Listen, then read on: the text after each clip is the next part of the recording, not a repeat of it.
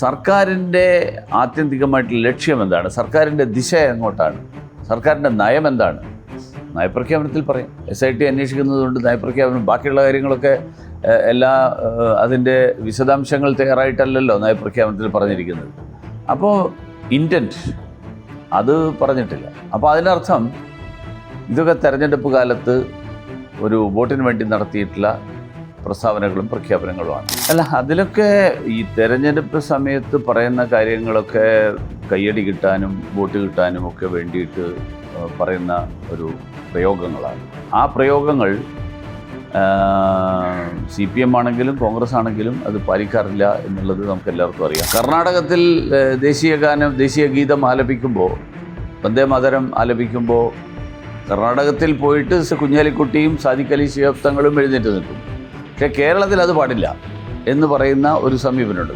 ആ സമീപനത്തിനെ മറികടക്കാൻ VD സതീശൻ എന്ന് പറയുന്ന മുഖ്യമന്ത്രിക്ക് ഇന്നത്തെ സാഹചര്യത്തിൽ സാധ്യമല്ല. അതൊരു തെരഞ്ഞെടുപ്പിനെ മുന്നിൽ കണ്ടുകൊണ്ടുള്ള നിലപാടായിരുന്നു എന്നുള്ളത് ഇപ്പോൾ എല്ലാവർക്കും വ്യക്തമായി.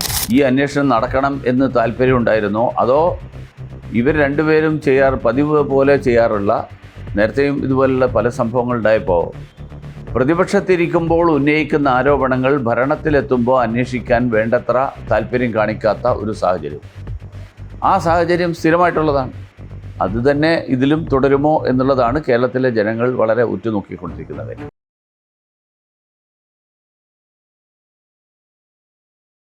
നമസ്തേ, കൂടിക്കാഴ്ചയിലേക്ക് സ്വാഗതം. കൂടിക്കാഴ്ചയിൽ ഇന്ന് തത്വമയിൽ അതിഥിയായി എത്തിയിരിക്കുന്നത് പരിചയപ്പെടുത്തലുകളോ മുഖവരയോ ഒന്നും ആവശ്യമില്ലാത്ത കഴക്കൂട്ടത്തിൻ്റെ MLA ശ്രീ V മുരളീധരൻ ജിയാണ്. പാർട്ടിയുടെ മുൻ സംസ്ഥാന അധ്യക്ഷനാണ്, മുതിർന്ന നേതാവാണ്, മുൻ കേന്ദ്രമന്ത്രിയാണ്. നമുക്ക് വളരെ പെട്ടെന്ന് അദ്ദേഹവുമായി തിരക്കിട്ട സമയത്താണ് അദ്ദേഹം നമ്മുടെ മുന്നിൽ എത്തിയിരിക്കുന്നത്. ഒരുപക്ഷെ നിയമസഭാ സാമാജികരായ ശേഷം ആദ്യമായിട്ടാണ് തത്വമയോട് ഇങ്ങനൊരു കൂടിക്കാഴ്ച. വളരെയധികം കേരളത്തിൻ്റെ രാഷ്ട്രീയ ചരിത്രത്തിൽ തന്നെ വളരെയധികം പ്രാധാന്യമുള്ളൊരു സമയത്തിലാണ് നമ്മൾ നിൽക്കുന്നത്. 3 MLAമാർ BJPക്ക് ഉണ്ടാകുന്നു, നിയമസഭയിൽ 3 MLAമാരുടെ ഒരു ബ്ലോക്ക് ഉണ്ടാകുന്നു, അവിടെ BJPക്ക് ഒരു ഓഫീസ് ഉണ്ടാകുന്നു. അങ്ങനെ ചരിത്രപരമായ ഒരുപാട് നേട്ടങ്ങളുണ്ട്. ഈ നേട്ടങ്ങളെ എങ്ങനെ നോക്കിക്കാണുന്നു വളരെ പെട്ടെന്ന്? അല്ല, തീർച്ചയായിട്ടും ഈ തെരഞ്ഞെടുപ്പ് വലിയ ഒരു നാഴികക്കല്ലായിട്ടുള്ള ഒരു തെരഞ്ഞെടുപ്പാണ്. കാരണം ഭാരതീയ ജനതാ പാർട്ടി നേരത്തെയും നിയമസഭയിൽ ഒരു നാമമാത്ര പ്രാതിനിധ്യം ഉണ്ടായിരുന്നെങ്കിലും രാജഗോപാൽജി ജയിച്ച സമയത്ത് 3 പേര് നിയമസഭയിലേക്ക് വരുന്നത് നിയമസഭയിലെ ആഖ്യാനങ്ങളെ മുഴുവൻ തന്നെ മാറ്റാൻ കെൽപ്പുള്ള ഒരു രീതിയിലാണ്. കാരണം ഇത്രയും കാലം കേന്ദ്ര സർക്കാരിനെതിരായിട്ടും നാടിൻ്റെ ദേശീയ താല്പര്യങ്ങൾക്കെതിരായിട്ടും ഉൾപ്പെടെ അവിടെ സംസാരിക്കുന്ന കാര്യങ്ങൾക്ക് മറുപടി നൽകാൻ ആളില്ലാത്ത ഒരു സാഹചര്യമായിരുന്നു. ഈ തെരഞ്ഞെടുപ്പിന് ശേഷം ഇപ്പോൾ കഴിഞ്ഞ 3 ദിവസമായിട്ട് സഭ നടക്കുകയാണ്. ഇപ്പോൾ അത്തരത്തിലുള്ള എല്ലാ പരാമർശങ്ങളും ചോദ്യം ചെയ്യപ്പെടാതെ പോകുന്ന സാഹചര്യം അവസാനിച്ചു. അപ്പോൾ അതൊരു വലിയ മാറ്റമാണ്. അപ്പോൾ രാജ്യത്തിൻ്റെ മറ്റ് ഭാഗങ്ങളിൽ ഉണ്ടാകുന്ന മാറ്റത്തിനോടൊപ്പം ആ ഭാഗങ്ങളിൽ ജനങ്ങൾ നാടിൻ്റെ താല്പര്യങ്ങൾക്ക് വേണ്ടിയും നാടിൻ്റെ പാരമ്പര്യത്തെ ഉയർത്തിപ്പിടിച്ചുകൊണ്ടും നിൽക്കുന്ന അതേ സമീപനം കേരളത്തിൻ്റെ നിയമസഭയിലും സ്വീകരിക്കുന്ന 3 MLAമാർ ഉണ്ടാകുന്നു എന്നുള്ളത് വരും കാലങ്ങളിൽ വലിയ മാറ്റം ഉണ്ടാക്കാൻ കെൽപ്പുള്ള ഒരു കാര്യമാണ്. ഇപ്പോൾ അങ്ങ് പറഞ്ഞ് 3 ദിവസം പിന്നിട്ട് കഴിഞ്ഞു. ഈ ഒരു 3 ദിവസത്തെ ഒരു അനുഭവം എങ്ങനെയാണ്? കാര്യം ശരിക്കും BJP MLAമാർക്ക് അവിടെ സംസാരിക്കാനുള്ള ഒരു കൃത്യമായ ഒരു സമയം, ഒരു സ്പേസ് അനുവദിച്ച് കിട്ടുന്നുണ്ടോ? അത്തരം കാര്യങ്ങൾ പാർലമെൻ്ററി ജനാധിപത്യത്തിൻ്റെ ഒരു രീതി, കാരണം എനിക്കത് ഇന്ത്യൻ പാർലമെൻറ്റിൽ അനുഭവമുള്ളത് കൊണ്ടറിയാം. ഓരോ പാർട്ടിയുടെയും സംഖ്യാബലത്തിനനുസരിച്ചിട്ടാണ് സമയം. അപ്പോൾ സ്വാഭാവികമായും വലിയ പാർട്ടികൾക്ക് അതനുസരിച്ചിട്ട് സമയം കിട്ടും. ഇപ്പോൾ 240 അംഗങ്ങളുള്ള സഭയിൽ 60-63 പേര് കോൺഗ്രസ്സിനുണ്ട്. അപ്പോൾ ആകെയുള്ള ചർച്ചയുടെ പകുതി സമയം അവർക്ക് കിട്ടും, അവരുടെ അംഗങ്ങൾക്ക് സംസാരിക്കാൻ. അതെ. അപ്പോൾ BJPക്ക് 3 പേരുടേതേ കിട്ടുള്ളൂ. പക്ഷേ അതിൽ ചെറിയ എന്ന് പറഞ്ഞാൽ ഇന്ത്യൻ പാർലമെൻറ്റിലെ രീതികളുമായിട്ട് താരതമ്യം ചെയ്യുമ്പോൾ ചില വ്യത്യാസങ്ങൾ ഇവിടെയുണ്ട്. അത് കാലങ്ങളായിട്ടുള്ള രീതിയാണ്. അത് സംബന്ധിച്ച് സ്പീക്കറുമായിട്ടും പാർലമെൻ്ററി കാര്യവകുപ്പ് മന്ത്രിയുമായിട്ടൊക്കെ ഞങ്ങൾ സംസാരിച്ചു. അപ്പോൾ അർഹമായിട്ടുള്ള സമയം BJPക്ക് സൗകര്യപ്രദമായിട്ടുള്ള രീതിയിൽ കിട്ടുമെന്നുള്ള പ്രതീക്ഷ തന്നെയാണ് ഞങ്ങൾക്ക്.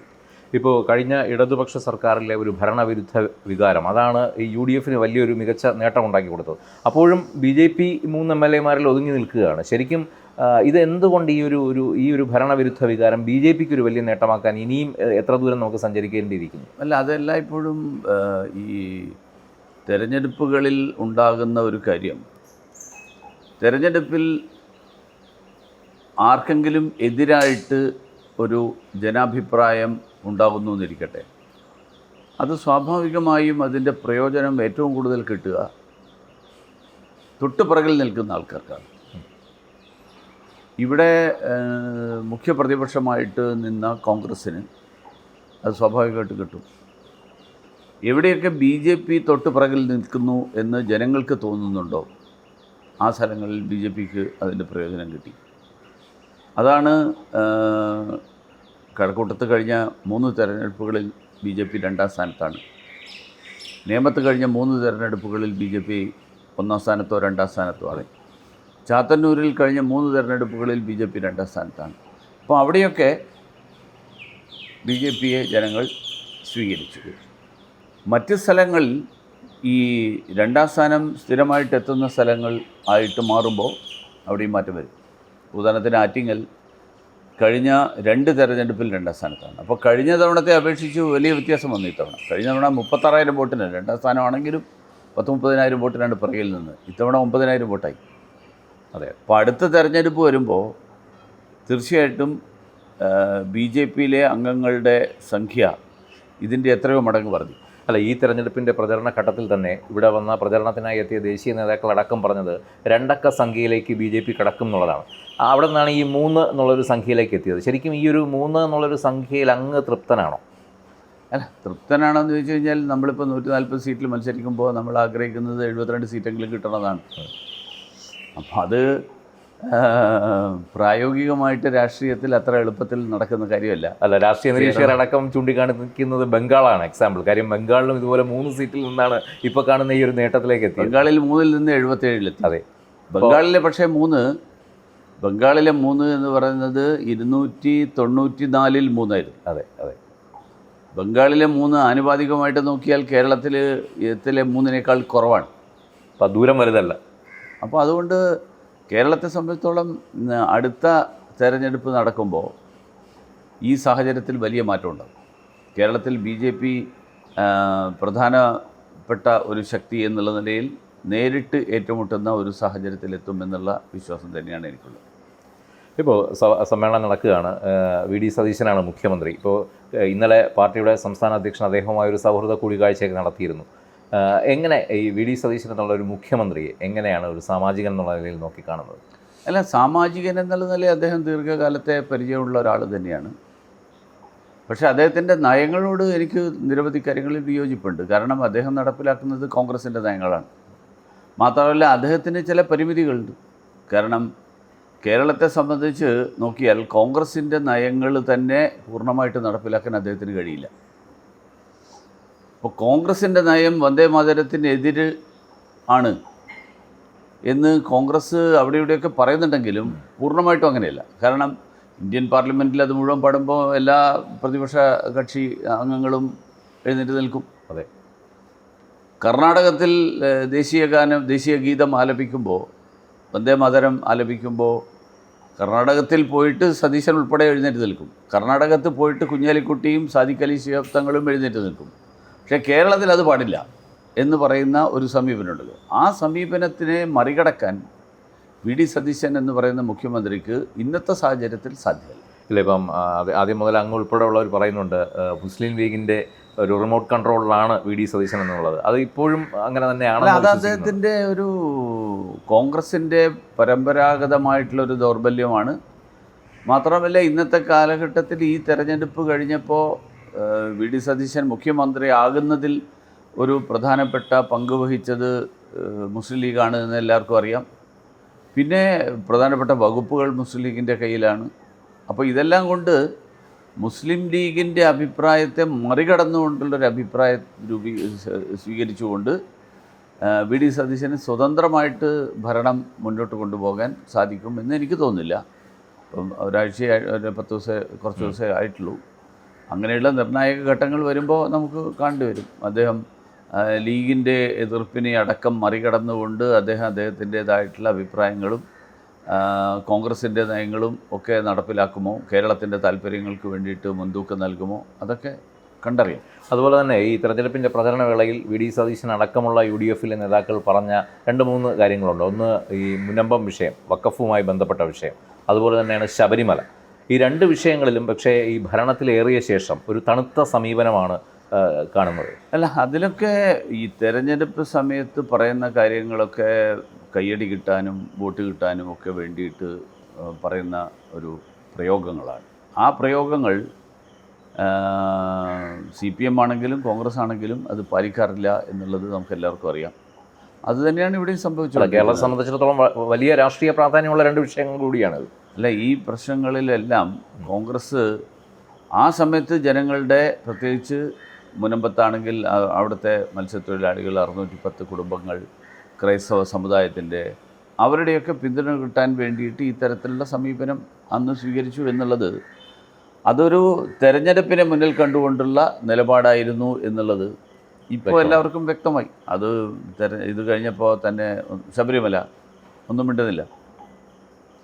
ശബരിമല SIT ആണ് അന്വേഷിക്കുന്നത് എന്ന് പറയുമ്പോഴും സർക്കാരിൻ്റെ ആത്യന്തികമായിട്ടുള്ള ലക്ഷ്യം എന്താണ്, സർക്കാരിൻ്റെ ദിശ എങ്ങോട്ടാണ്, സർക്കാരിൻ്റെ നയം എന്താണ്, നയപ്രഖ്യാപനത്തിൽ പറയാം. SIT അന്വേഷിക്കുന്നതുകൊണ്ട് നയപ്രഖ്യാപനം, ബാക്കിയുള്ള കാര്യങ്ങളൊക്കെ എല്ലാ അതിൻ്റെ വിശദാംശങ്ങൾ തയ്യാറായിട്ടല്ലല്ലോ നയപ്രഖ്യാപനത്തിൽ പറഞ്ഞിരിക്കുന്നത്. അപ്പോൾ ഇൻറ്റൻറ്റ് അത് പറഞ്ഞിട്ടില്ല. അപ്പോൾ അതിനർത്ഥം ഇതൊക്കെ തെരഞ്ഞെടുപ്പ് കാലത്ത് ഒരു വോട്ടിന് വേണ്ടി നടത്തിയിട്ടുള്ള പ്രസ്താവനകളും പ്രഖ്യാപനങ്ങളുമാണ്. ഈ ശബരിമല വിഷയം ശരിക്കും തത്വമയിക്ക് വൈകാരിക ബന്ധമുള്ള ഒരു വിഷയം കാണും. കാര്യം ആ വാർത്ത ആദ്യം കൊണ്ടുവന്ന തത്വമയിയാണ്. ഈ സ്വർണ്ണ പാളി അവിടെ നിന്ന് കളവ് പോയി എന്നുള്ളത്. അപ്പോൾ ഈ വിഷയം വന്ന് നമുക്കറിയാം, ആദ്യം ഒരു 3-4 മാസം വാർത്തകളുടെ തലക്കെട്ടുകളായിരുന്നു.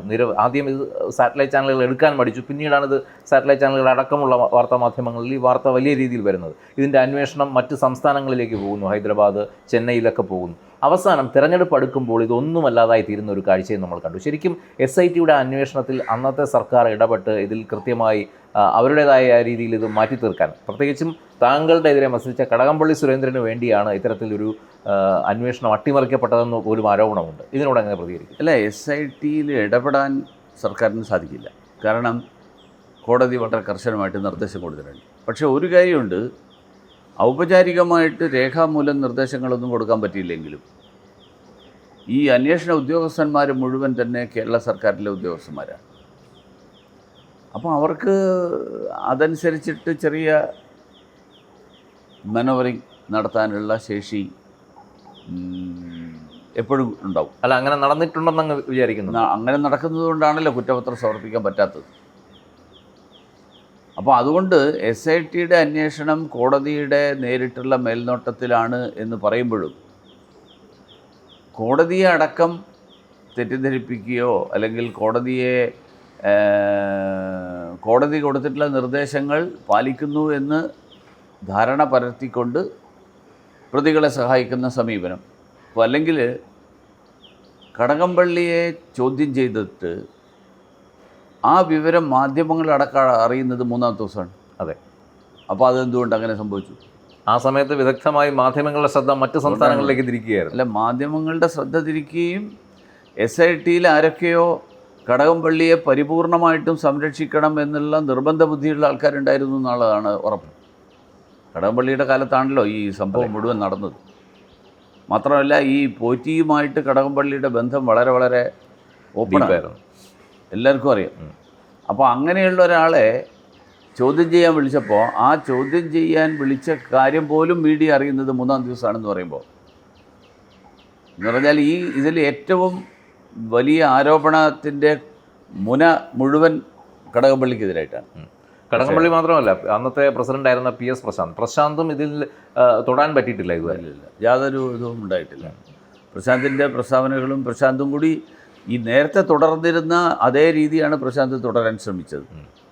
പക്ഷെ അതിനെക്കുറിച്ചൊന്നും അന്വേഷണം നടത്തില്ല. അതുകൊണ്ടാണ് ഞാൻ പറഞ്ഞത്, ഈ SIT അന്വേഷണം നടത്തുന്നു. പക്ഷേ SIT അന്വേഷണം നടത്തുന്നത് എല്ലാ പ്രതികളെയും കണ്ടെത്തി നിയമത്തിൻ്റെ മുന്നിൽ കൊണ്ടുവരിക എന്നുള്ള നിർബന്ധ ബുദ്ധി എത്രമാത്രം ഉണ്ട് എന്നുള്ളത് ഒരു സംശയമാണ്.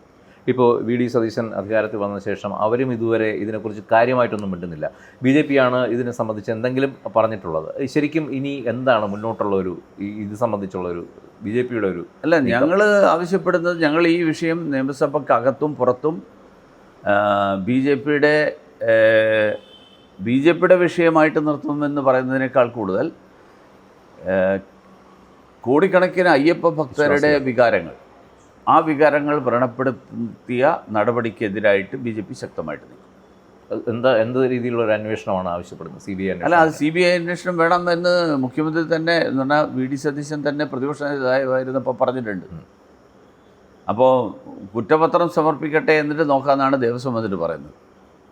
അപ്പോൾ അത് എന്തായാലും ഇപ്പോൾ സഭ തുടങ്ങിയിട്ട് കുറച്ച് ദിവസമായിട്ടുള്ളൂ. വരും ദിവസങ്ങളിൽ അത് കൂടുതൽ ഇതായിട്ട് വരും.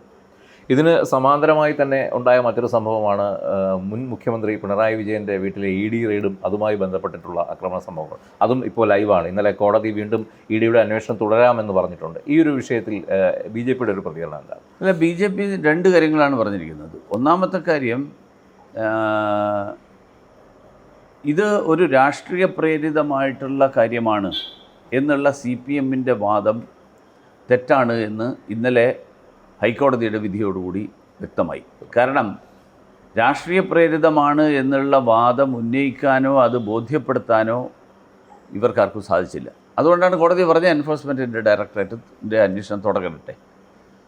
രണ്ടാമത്തെ കാര്യം, ഈ വീണ വിജയന് ലഭിച്ച പ്രതിഫലം അവർ നൽകിയിട്ടുള്ള ഏത് സേവനത്തിൻ്റെ പേരിലാണ് എന്ന് വ്യക്തമാക്കാൻ അവർക്ക് ഇതുവരെ സാധിച്ചിട്ടില്ല. മൂന്നാമത്തെ ഇതിലേറ്റവും പ്രധാനപ്പെട്ട വിഷയം, ഈ KSIDC എന്ന് പറയുന്ന ഒരു സ്ഥാപനം, കേരള സർക്കാരിൻ്റെ സ്ഥാപനത്തിന് അതിൽ 15% ഓഹരിയുണ്ട്. അങ്ങനെ ഒരു കള്ളപ്പണ ഇടപാട് നടത്തുന്ന ഒരു സ്ഥാപനത്തിലെ KSIDCയുടെ ഓഹരി, ആ ഓഹരി സംസ്ഥാന സർക്കാർ പിൻവലിക്കുമോ? നാലാമത്തെ കാര്യം, എൻഫോഴ്സ്മെൻറ്റ് ഡയറക്ടറേറ്റ് ഉദ്യോഗസ്ഥന്മാരെ ആക്രമിച്ച സംഭവത്തിൽ അതിൽ ഇവിടുത്തെ ഒരു സ്ഥിരം ക്രിമിനലുകളായിട്ടുള്ള കുറച്ച് ആൾക്കാർക്കെതിരായിട്ട് കേസെടുത്തിട്ടുണ്ട്. അതെ, പക്ഷേ ഇതിനെല്ലാ ഗൂഢാലോചനയുടെയും പങ്കാളികളായിട്ടുള്ള ആൾക്കാർ, അതിൽ കടകംപള്ളി സുരേന്ദ്രൻ ഉണ്ടായിരുന്നു, ശിവൻകുട്ടി ഉണ്ടായിരുന്നു, പിന്നെ ആരൊക്കെ ഉണ്ടായിരുന്നില്ല, ബാക്കിയുള്ള ആൾക്കാരൊക്കെ ഉണ്ടായിരുന്നു. മുതിർന്ന നേതാക്കളോടുണ്ട്. അവരുടെ ജില്ലാ സംസ്ഥാന നേതാക്കന്മാരുണ്ടായിരുന്നു.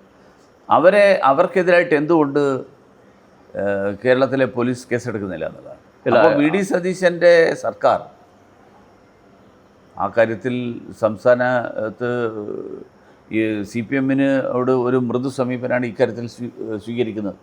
അല്ല, അന്ന് അവിടെ നടന്ന ആക്രമണത്തിൻ്റെ ഒരു സ്വഭാവം നോക്കുകയാണെങ്കിൽ വളരെയധികം ഒരു പ്ലാൻഡ് ആയിരുന്നു എന്ന് മനസ്സിലാക്കാം. ഇപ്പോൾ IP ബിനു മുട്ടയുമായിട്ടാണ് വരുന്നത്. ശരിക്കും തിരുട്ട് ഗ്രാമത്തിലെ അവരുപയോഗിക്കുന്നൊരു കാര്യമാണ് ഈ വിസിബിലിറ്റി, വണ്ടിയുടെ വിസിബിലിറ്റി മറയ്ക്കാൻ വേണ്ടി മുട്ട എറിയുക എന്നുള്ളത്. അപ്പോൾ ഇതൊക്കെ പ്ലാൻഡ് അല്ലാതെ ചെയ്യാൻ പറ്റില്ല എന്നുള്ള കാര്യം വളരെ വ്യക്തമാണ്. എന്നിട്ടും ഈ പ്രതികളിലേക്ക് ഇത് എത്തുന്നില്ല, കുറേ പേരെ മറച്ചു പിടിക്കാൻ ശ്രമിക്കുന്നു എന്ന് പറയുമ്പോൾ. അല്ല, അതുകൊണ്ടാണ് ഞാൻ പറഞ്ഞത്, സർക്കാരിന് വാസ്തവത്തിൽ ഈ അന്വേഷണം നടക്കണം എന്ന് താല്പര്യമുണ്ടായിരുന്നോ, അതോ ഇവർ രണ്ടുപേരും പതിവ് പോലെ ചെയ്യാറുള്ള, നേരത്തെയും ഇതുപോലുള്ള പല സംഭവങ്ങളുണ്ടായപ്പോൾ പ്രതിപക്ഷത്തിരിക്കുമ്പോൾ ഉന്നയിക്കുന്ന ആരോപണങ്ങൾ ഭരണത്തിലെത്തുമ്പോൾ അന്വേഷിക്കാൻ വേണ്ടത്ര താല്പര്യം കാണിക്കാത്ത ഒരു സാഹചര്യം, ആ സാഹചര്യം സ്ഥിരമായിട്ടുള്ളതാണ്.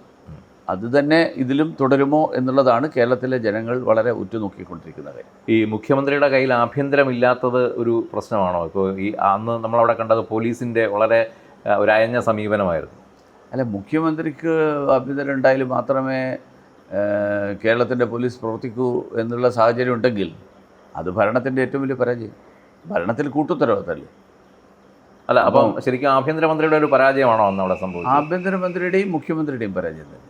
കാരണം ഇതുപോലത്തെ ഒരു സംഭവം നടക്കുമ്പോൾ ആഭ്യന്തരമന്ത്രിയുടെ മാത്രം ഉത്തരവാദിത്തമാണെന്നും പറയാൻ പറ്റില്ല, മുഖ്യമന്ത്രിക്ക് പോലീസ് സേനയുടെ ഉത്തരവാദിത്തം ഇല്ലാത്തത് കൊണ്ടാണെന്നും പറയാൻ പറ്റില്ല. മുഖ്യമന്ത്രിക്ക് ഓവറോൾ എല്ലാ വകുപ്പിൻ്റെയും ചുമതലയുള്ള ആളാണ്. അപ്പോൾ അതുകൊണ്ട് മുഖ്യമന്ത്രിക്ക് ഇത്രയും ഗുരുതരമായിട്ടുള്ളൊരു സംഭവം ഈ കോൺഗ്രസ് തന്നെ പ്രതിപക്ഷത്തിരുന്ന് ഉന്നയിച്ചു എന്ന് അവകാശപ്പെടുന്നൊരു കാര്യം കോൺഗ്രസ് വലിയ സജീവമായിട്ട് അന്നും ഉന്നയിച്ചിട്ടില്ല. കാരണം ഇതിനെ സംബന്ധിച്ചിട്ടുള്ള വിഷയം മാധ്യമങ്ങൾ റിപ്പോർട്ട് ചെയ്ത് 10 നിയമസഭാ സമ്മേളനം നടക്കുന്ന കാലത്താണ് മാധ്യമങ്ങൾ റിപ്പോർട്ട് ചെയ്തത്. അത് കഴിഞ്ഞിട്ട് എൻ്റെ ഒരു ഓർമ്മ ശരിയാണെങ്കിൽ 10-12 ദിവസം കഴിഞ്ഞതിന് ശേഷമാണ് സഭയിൽ തന്നെ ഈ വിഷയം ഉന്നയിക്കപ്പെടുന്നത്. അതുകൊണ്ട് CPM-ൻ്റെ ഉയർന്ന നേതൃത്വവുമായിട്ട് കോൺഗ്രസിൻ്റെ മുതിർന്ന നേതാക്കന്മാർക്ക് ഒരു ധാരണയുണ്ട്. ആ ധാരണ പരസ്യമാണ്. അതിൻ്റെ ഭാഗമാണ് ഈ അങ്ങോട്ടും ഇങ്ങോട്ടുമുള്ള മൗനം. ഇപ്പോൾ അങ്ങയുടെ മണ്ഡലത്തിലേക്ക് വന്നു കഴിഞ്ഞാൽ കഴക്കൂട്ടം വളരെയധികം ചരിത്ര പ്രാധാന്യമുള്ളൊരു മണ്ഡലമാണ്, ഒരുപാട് രാഷ്ട്രീയ പാരമ്പര്യമുള്ളൊരു മണ്ഡലമാണ്. അവിടെ നിന്നാണ് ഇത് BJP ഇപ്പോൾ പിടിച്ചെടുക്കുന്നത്. മുമ്പ് AK ആൻ്റണി, MV രാഘവൻ തുടങ്ങി അധികായന്മാരുടെ കയ്യിൽ, വാഹിദ് MLA, അത് കഴിഞ്ഞ് കടകംപള്ളി സുരേന്ദ്രൻ. അപ്പോൾ ശരിക്കും പല എന്ന് വെച്ചാൽ ഞാൻ മനസ്സിലാക്കുന്നത് തിരുവനന്തപുരം കോർപ്പറേഷനിലെ 1 മുതൽ 12 വരെ വാർഡുകൾ ഈ മണ്ഡലത്തിലാണ് വരുന്നത്. ടെക്നോ പാർക്ക് അടക്കമുള്ള സ്ഥാപനങ്ങളുണ്ട്. അടുത്തൊരു 5 വർഷത്തേക്കുള്ള മണ്ഡലത്തിലെ ഒരു റോഡ് മാപ്പ് എന്താണ്, വികസനത്തിൻ്റെ ഒരു റോഡ്? ഈ തെരഞ്ഞെടുപ്പ് നേരിടുന്ന ഘട്ടത്തിൽ തന്നെ ഈ മണ്ഡലത്തിലെ പ്രശ്നങ്ങൾ എന്താണെന്ന് ഐഡൻറ്റിഫൈ ചെയ്യുക, അതിന് പരിഹാരം എന്നുള്ള നിലയിൽ എന്തൊക്കെ കാര്യങ്ങൾ ചെയ്യണം എന്നുള്ളത് ഒരു വളരെ ബ്രോഡായിട്ടുള്ള തലത്തിൽ അതിനു വേണ്ടിയിട്ടുള്ള ഒരു വിഷൻ ഡോക്യുമെൻ്റ് തയ്യാറാക്കുകയും ചെയ്തിരിക്കുന്നു. 9 മേഖലകളായി തിരിച്ചുകൊണ്ട് ആ മേഖലകളിൽ ഓരോന്നിലും നടത്തേണ്ട പ്രവർത്തനങ്ങൾ, ആ പ്രവർത്തനങ്ങൾ ഒക്കെ ഞങ്ങൾ തയ്യാറാക്കിയിട്ടുണ്ട്. അപ്പോൾ ഇവിടുത്തെ ഏറ്റവും വലിയ പ്രശ്നം എന്ന് പറയുന്നത്, ഒന്ന് ഈ കഴക്കൂട്ടത്തിൻ്റെ സാധ്യത എന്ന് പറഞ്ഞാൽ കേരളത്തിലെ ഏറ്റവും ഒരു എക്കണോമിക് പവറുള്ള ഒരു മണ്ഡലമാണ്. 85,000 ആളുകൾ ജോലി ചെയ്യുന്ന ടെക്നോ പാർക്ക്. ആ ടെക്നോ പാർക്കിലെ ജീവനക്കാരും അതുപോലെ അവിടുത്തെ ഉടമസ്ഥരും ഒക്കെ ആയിട്ടുള്ള ആളുകൾ, അവർ ഉൽപ്പാദിപ്പിക്കുന്ന അല്ലെങ്കിൽ അവർ കോൺട്രിബ്യൂട്ട് ചെയ്യുന്ന എക്കോണമിക്ക്, കേരളത്തിൻ്റെയും തിരുവനന്തപുരത്തിൻ്റെയും എക്കോണമിക്ക് കോൺട്രിബ്യൂട്ട് ചെയ്യുന്ന തുക വളരെ വലിയൊരു ശതമാനം ഇതാണ്. പക്ഷെ അതനുസരിച്ചിട്ടുള്ള ഭൗതിക സാഹചര്യങ്ങളും സൗകര്യങ്ങളും ഏർപ്പെടുത്തുന്നതിൽ കഴിഞ്ഞ കാലങ്ങളിലെ സർക്കാരുകളും ഈ പ്രദേശത്ത് പ്രതിനിധീകരിച്ച ജനപ്രതിനിധികളും അവർ വേണ്ടത്ര വിജയിച്ചിട്ടില്ല എന്നുള്ളതാണ് വളരെ വ്യക്തമായിട്ടുള്ളൊരു കാര്യം. കുടിവെള്ളം എല്ലാ വീടുകളിലും എല്ലാ ഫ്ലാറ്റുകളിലും എത്തിക്കാനുള്ളൊരു സംവിധാനം അടക്കം ഉണ്ടായിട്ടില്ല. കുടിവെള്ളത്തിന് ഇന്നും ടാങ്കറുകളെ ആശ്രയിക്കേണ്ട ഒരു സ്ഥിതിയാണ്. ഈ ടെക്നോ പാർക്കിലൊക്കെ ജോലി ചെയ്യുന്ന വലിയ സാമ്പത്തിക ശേഷിയൊക്കെയുള്ള ആൾക്കാരാണെങ്കിൽ പോലും അവർക്ക് അവരുടെ വീട്ടിൽ കുടിവെള്ളം കിട്ടില്ല. അപ്പോൾ സ്വാഭാവികമായും ഇവിടെ വന്ന് താമസിക്കാൻ ആൾക്കാർ ഇഷ്ടപ്പെടില്ല. അപ്പോൾ ഇവിടെ ജോലി ചെയ്ത് കഴിഞ്ഞാൽ ഇവിടെ താമസിക്കണം. അതെ, തിരുവനന്തപുരത്ത് പോകണം, കഴക്കൂട്ടത്ത് ടെക്നോ പാർക്കിൽ ജോലി കിട്ടി, അവിടെ വെള്ളം കിട്ടാത്ത സ്ഥലമാണ്, അവിടെ വേണ്ട. അഥവാ ഇനി ഇവിടെ ജോലി കിട്ടിയെന്നിരിക്കട്ടെ, എത്രയും പെട്ടെന്ന് ബാംഗ്ലൂരിലോ കോയമ്പത്തൂരോ മറ്റേതെങ്കിലും സ്ഥലത്തേക്ക് ഷിഫ്റ്റ് ചെയ്യാൻ ആൾക്കാർ ശ്രമിക്കുന്ന ഒരു സാഹചര്യം. കമ്പനികളടക്കം മാറും ഇങ്ങനെ പോയി കഴിഞ്ഞാൽ, അധികകാലം പോയി കഴിഞ്ഞാൽ. അപ്പോൾ ഈ ഒരു പ്രധാനപ്പെട്ട പ്രശ്നം, റോഡുകൾ, വെള്ളക്കെട്ടിന് പരിഹാരം കണ്ടെത്താൻ പോലും, കാരണം ഈ കഴക്കൂട്ടത്തെ വളരെ അപൂർവം ഏതെങ്കിലും സ്ഥലങ്ങളിൽ ഉണ്ടാവും എന്നുള്ളത് ഒഴിച്ചാൽ, മഴ പെയ്തു കഴിഞ്ഞാൽ ആ മഴവെള്ളം റോഡിലൂടെ ഒഴുകിപ്പോകുക എന്നല്ലാതെ ഓടകൾ പോലും ഇല്ലാത്ത റോഡുകളാണ് കഴക്കൂട്ടത്തെ 90% റോഡുകൾ. കഴക്കൂട്ടത്ത് ഇപ്പോൾ നാഷണൽ ഹൈവേ വന്നതിന് ശേഷം കുറച്ച് ഭാഗങ്ങൾ അവർ ചെയ്തിട്ടുണ്ട്. അതൊഴിച്ചാൽ റോഡ് പണിയുമ്പോൾ ട്രാഫിക്കിനൊരു ശമനം വന്നിട്ടുണ്ട്. ട്രാഫിക്കിൻ്റെ എന്ന് പറഞ്ഞാൽ മേൽപ്പാലം നാഷണൽ ഹൈവേയിൽ വന്നതുകൊണ്ട് കുറച്ചൊരു വ്യത്യാസം വന്നിട്ടുണ്ട്.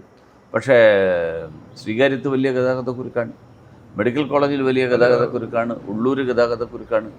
അപ്പം മെഡിക്കൽ കോളേജിലേക്ക് വരുന്ന ആംബുലൻസിനടക്കം പ്രശ്നമാണ്. അപ്പോൾ ഇതുപോലെയുള്ള നിരവധി പ്രശ്നങ്ങൾ, കാർഷിക മേഖലയിലെ പ്രശ്നങ്ങളുണ്ട്. ടൂറിസം, ആക്കുളം എന്ന് പറയുന്ന വലിയൊരു ടൂറിസ്റ്റ് സെൻ്ററാണ്. അവിടെ 185 കോടിയുടെ ഒരു പദ്ധതി തയ്യാറാക്കി വെച്ചിട്ട് 10 കൊല്ലമായി. ആ പദ്ധതിയുടെ ഒരു കടലാസ് പോലും നീങ്ങിയിട്ടില്ല, ഒരു കല്ല് പോലും ഇട്ടിട്ടില്ല. അപ്പോൾ ഇങ്ങനെയുള്ള നിരവധി മേഖലകൾ, വിദ്യാഭ്യാസ രംഗത്ത് ധാരാളം സാധ്യതകളുള്ള ഒരു മണ്ഡലമാണിത്. കാരണം കേരള യൂണിവേഴ്സിറ്റിയുടെ കേന്ദ്രമാണ്, LNCP ഉണ്ട്, നിഷ് ഉണ്ട്, ഇതുപോലത്തെ ധാരാളം സ്ഥാപനങ്ങളുണ്ട്, ഈ VSSC പോലെയുള്ള സ്ഥാപനങ്ങളുണ്ട്. അപ്പോൾ സാധ്യതകൾ ഏറെയുണ്ട്. പക്ഷേ പ്രയോജനപ്പെടുത്താൻ വേണ്ടിയിട്ടുള്ള ശ്രമങ്ങൾ വളരെ പരിമിതമായിട്ടേ ഉണ്ടായിട്ടുള്ളൂ. അപ്പോൾ അതിന് ഒരു പരിഹാരം കണ്ടെത്താൻ വേണ്ടിയിട്ടാണ് 2036 കൂടിയിട്ടുള്ള ഒരു വിഷൻ ഡോക്യുമെൻ്റ്. അത് തെരഞ്ഞെടുപ്പിന് മുൻപ് തയ്യാറാക്കിയത്. ഇനി അതിൻ്റെ നടപ്പാക്കലിന് വേണ്ടിയിട്ടുള്ള വിശദമായിട്ടുള്ള കാര്യങ്ങൾ ആലോചിച്ചു. ഇപ്പോൾ അങ്ങ് MLA ആയപ്പോൾ തന്നെ ഒരുപാട് പേര് പറഞ്ഞത് നരേന്ദ്രമോദിജിയുടെ കളരിയിൽ വിദ്യാഭ്യസിച്ച ആളാണ്, അതുകൊണ്ട് കാര്യങ്ങൾ കൃത്യമായിട്ട് നടപ്പാക്കാൻ അദ്ദേഹത്തിന് അറിയാം. അപ്പോൾ ഇത്തരം കാര്യങ്ങൾ കേന്ദ്ര ഗവൺമെൻറ്റുമായി ഏതെങ്കിലും രീതിയിലുള്ള ഒരു ഇതിൽ പ്രശ്നം എന്ന് വെച്ചാൽ, ഒരു കേരളത്തിനകത്തുള്ള ഒരു പ്രദേശം, ആ പ്രദേശം കേന്ദ്ര സർക്കാരിന് പ്രത്യേകിച്ചൊന്നും ചെയ്യാൻ പറ്റില്ല. അല്ല, ഈ കേന്ദ്ര ഗവൺമെൻറ് പദ്ധതികൾ കുറേ അവിടെ നടപ്പിലാക്കാൻ പറ്റില്ല. പദ്ധതികൾ MLAക്കല്ലല്ലോ, MLAക്ക് എക്സിക്യൂട്ടീവ് അതോറിറ്റി ഒന്നുമില്ല. MLA നിയമനിർമ്മാണം നടത്താൻ വേണ്ടിയിട്ടുള്ള സഭയിലെ 140 അംഗങ്ങളിൽ ഒരാൾ മാത്രം. സർക്കാരിൻ്റെ ശ്രദ്ധയിൽപ്പെടുത്തുക. ഇപ്പോൾ റോഡ് പണി നടക്കുന്നില്ല, MLA വിചാരിച്ചു കഴിഞ്ഞാൽ സർക്കാരിൻ്റെയും ഉദ്യോഗസ്ഥന്മാരുടെയും ശ്രദ്ധയിൽപ്പെടുത്തി അതിന് വേഗം കൂട്ടാൻ വേണ്ടിയിട്ട് ശ്രമിക്കുക. അതിനപ്പുറത്ത് കോൺട്രാക്ടർ ചെയ്യുന്നത് ശരിയല്ല, ആ കോൺട്രാക്ടറെ ഒന്ന് ശാസിക്കാനോ അല്ലെങ്കിൽ കോൺട്രാക്ടറെ ക്കെതിരായിട്ട് ശിക്ഷാ നടപടികൾ സ്വീകരിക്കാനോ അതിനൊന്നും MLAക്ക് സാധിക്കില്ല.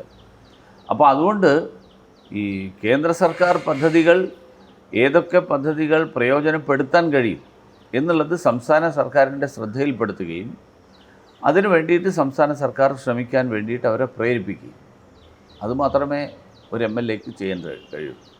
ഈ അടുത്ത തെരഞ്ഞെടുപ്പിൽ BJPക്ക് ഒരു മുഖ്യമന്ത്രി ഉണ്ടാകുമെന്ന് എല്ലാവരും പറയുന്നുണ്ട്. അതിൻ്റെ ഒരു യാഥാർത്ഥ്യം എത്രത്തോളമാണ്? എങ്ങനെയാണത് പറയാൻ? സമയമെടുക്കും. കാരണം ഈ അടുത്ത തെരഞ്ഞെടുപ്പ്, ഇപ്പോൾ ഈ തെരഞ്ഞെടുപ്പ് കഴിഞ്ഞിട്ടേ ഉള്ളൂ. ഇപ്പോൾ തെരഞ്ഞെടുപ്പ് കഴിഞ്ഞിട്ട് ഒരു മാസം, ഫലം വന്നിട്ട് കഷ്ടിച്ച് ഒരു മാസമേ ആയിട്ടുള്ളൂ. അപ്പോൾ ഇപ്പോഴേ നമ്മൾ മുഖ്യമന്ത്രി ചർച്ചയൊക്കെ തുടങ്ങുന്നതിന് പകരം ഇപ്പോൾ ഈ 3 MLAമാർ ഫലപ്രദമായിട്ട് അതത് മണ്ഡലങ്ങളിൽ അവരവരുടെ മണ്ഡലങ്ങളിൽ കേന്ദ്രീകരിച്ച് കാര്യങ്ങൾ നോക്കുകയും, എന്നാൽ അതോടൊപ്പം പൊതുവായി കേരളത്തിൻ്റെ താല്പര്യങ്ങൾക്ക് വേണ്ടിയിട്ട് കേരളത്തിൻ്റെ പാരമ്പര്യത്തെ ഉയർത്തിപ്പിടിക്കുന്ന സമീപനം സ്വീകരിച്ചുകൊണ്ട് പ്രവർത്തിക്കുന്ന ഒരു സ്ഥിതി വരുന്നിരിക്കട്ടെ. 1-2 വർഷം കഴിയുമ്പം നമുക്ക് ഇനിയും ചർച്ച ചെയ്യാം. മറ്റൊരു അവസാന 2 ചോദ്യം കൂടെ. മറ്റൊരു പ്രധാനപ്പെട്ട കാര്യം, ഈ മാധ്യമങ്ങൾ ഇവിടെ ഉണ്ടാക്കിയെടുക്കുന്ന ചില നരേറ്റീവ്സാണ്. അത് ഏറ്റവും കൂടുതൽ അനുഭവിച്ചിട്ടുള്ള ഒരാൾ കൂടിയാണ് അങ്ങ്. ഈ റീസെൻ്റായിട്ട് സ്കൂൾ ഓപ്പണിങ്ങുമായി ബന്ധപ്പെട്ട് മുട്ടായി വിതരണം നടത്തിയതിൽ പോലും അത്തരത്തിലുള്ള, എങ്ങനെ കാണുന്നു ഈ മാധ്യമങ്ങളുടെ ഇത്തരത്തിലുള്ള ഒരു നെഗറ്റീവ്? ഇല്ല, അത് കാരണം അത് സ്വാഭാവികമാണ്. കേരളത്തിലെ പ്രശ്നം എന്ന് വെച്ചാൽ, കേരളത്തിൽ മാർക്സിസ്റ്റ് പാർട്ടിയേക്കാൾ വലിയ സ്വാധീനം അവർക്ക് വിവിധ മേഖലകളിലുണ്ട്. പാർട്ടി അവർ ഇപ്പോൾ എത്രയാ 35 സീറ്റാണ് നിയമസഭയിലുള്ളത് അവരുടെ മുന്നണിക്കാകെ. അതിൽ 6 പേരോ മറ്റോ 7 പേര് CPIയും ഒരു RJDയും കഴിഞ്ഞാൽ 10, 26, 27 പേര് CPMനുള്ളൂ.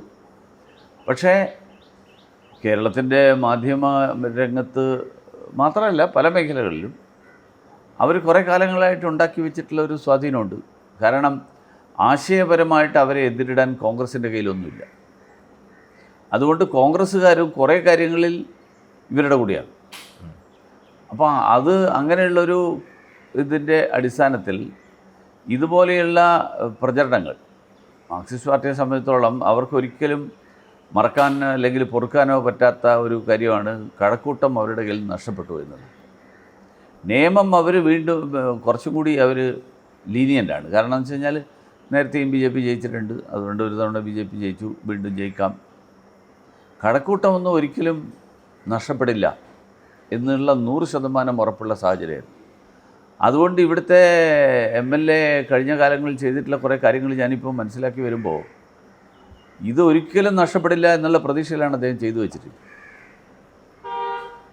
അത് നഷ്ടപ്പെടുമ്പോൾ ഉള്ളൊരു വലിയ പരിഭ്രാന്തിയുണ്ട്. അല്ല, ഇപ്പോൾ നിയമസഭയിൽ ഒരു ധവളപത്രം ഇറക്കി, മണ്ഡലത്തിൽ ധവളപത്രം ഇറക്കേണ്ടി വരും. നോക്കാം, എല്ലാം നോക്കാം. അപ്പോൾ ഈ സാഹചര്യം, അപ്പോൾ അതുകൊണ്ട് മാധ്യമങ്ങളെ ഉപയോഗിച്ചുകൊണ്ടുള്ള ധാരാളം പ്രചരണങ്ങൾ, പിന്നെ ദേശാഭിമാനിയും കൈരളിയാണ് പ്രധാനമായിട്ട് അത് ചെയ്യുന്നത്. ബാക്കിയുള്ളവർ ഒരു ദിവസം എന്തെങ്കിലുമൊക്കെ കൊടുക്കും, തീർന്നു.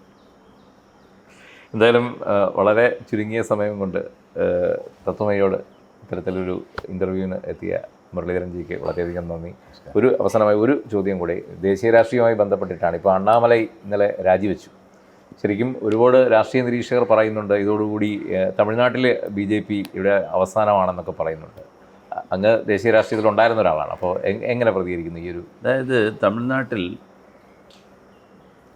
BJPക്ക് 4 സീറ്റ് പാർലമെൻറ്റ് കിട്ടിയിരുന്നു 1999. അപ്പോൾ BJP അങ്ങനെ ഏതെങ്കിലും ഒരു വ്യക്തിയെ ആശ്രയിച്ചിട്ട് വളരുകയോ ആ വ്യക്തി ഇല്ലാതാവുമ്പോൾ തളർന്ന് ഇല്ലാതാവുകയോ ചെയ്യുന്നൊരു പാർട്ടിയല്ല. അണ്ണാമലൈ ഈ അടുത്ത കാലത്ത് ഒരു വലിയ ഒരു മാധ്യമങ്ങളുടെ ശ്രദ്ധയിൽ വന്നൊരു നേതാവാണ്. അദ്ദേഹം IPS ഉദ്യോഗസ്ഥനായിരുന്നു, കഴിവുള്ള ഒരാളാണ്, അതൊക്കെ ശരിയാണ്. പക്ഷേ അതോടുകൂടി BJP ഇല്ലാതായി പോകും. അതൊക്കെ BJP അറിയാത്ത ആൾക്കാർ പറയുന്നതാണ്.